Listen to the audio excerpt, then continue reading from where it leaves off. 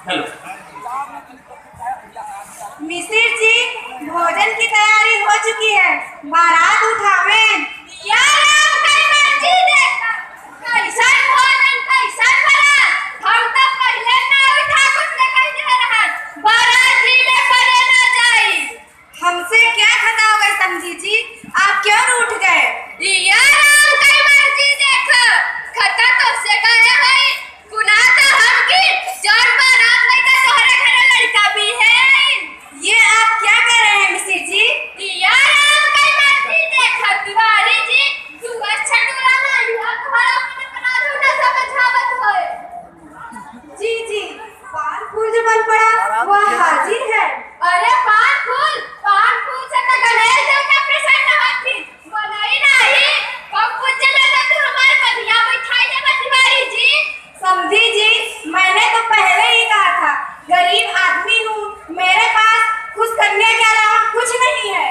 यार हम कई मर्जी देख तो हाथ कुछ करने लाई तो हम संग फूकी तू कहे रहा मिसिर जी हम तो हाथ से घुस कर देबै।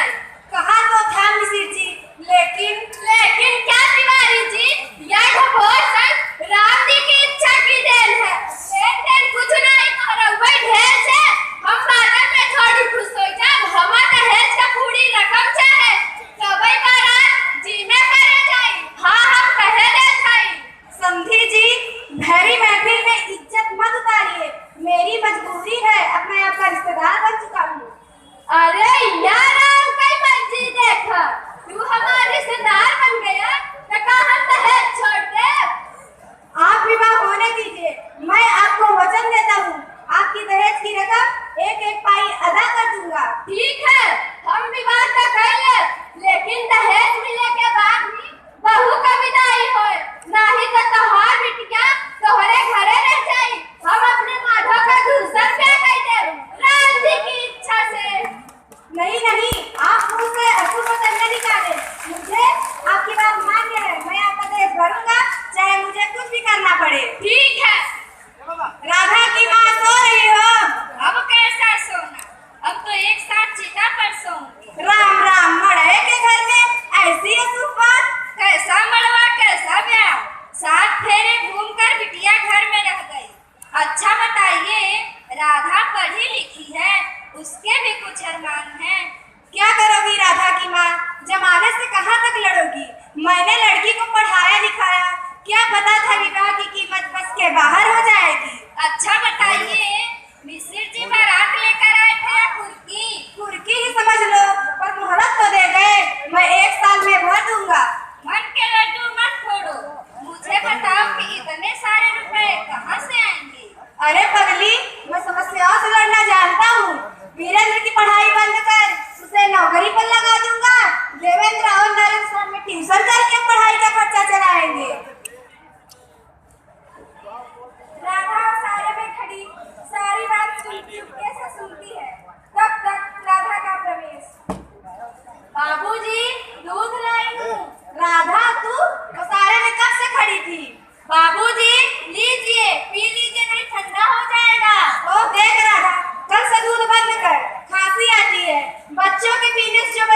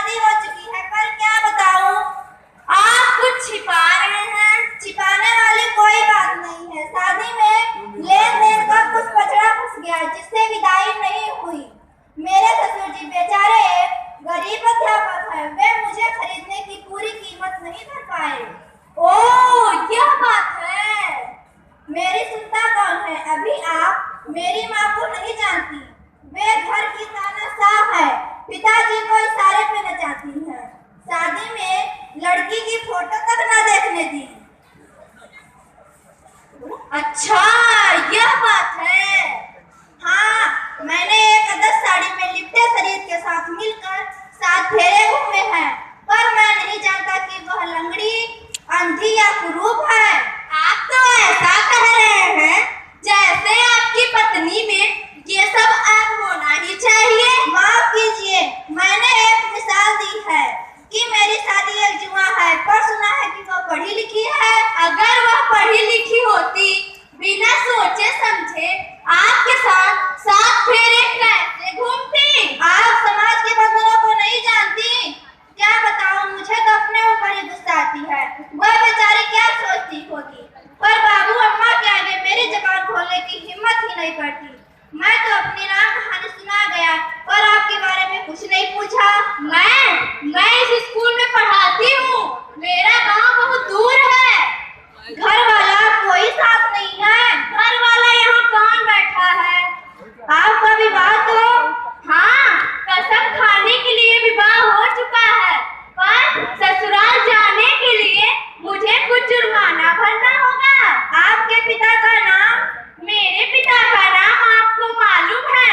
जब जनवासे में मेरे पिताजी आपके पिताजी के चरणों पे लौट रहे थे, तो आप भी वही मौजूद थे। अरे राधा, तुम?